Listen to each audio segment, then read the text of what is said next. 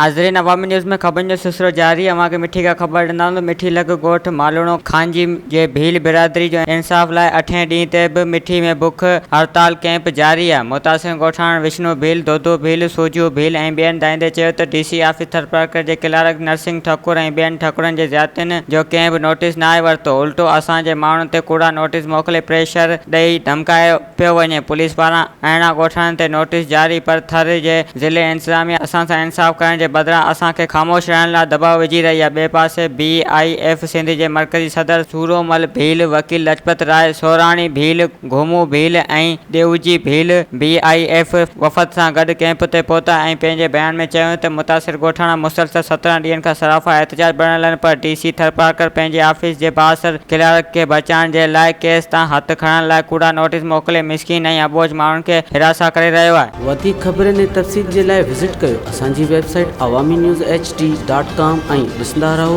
Awami news HD।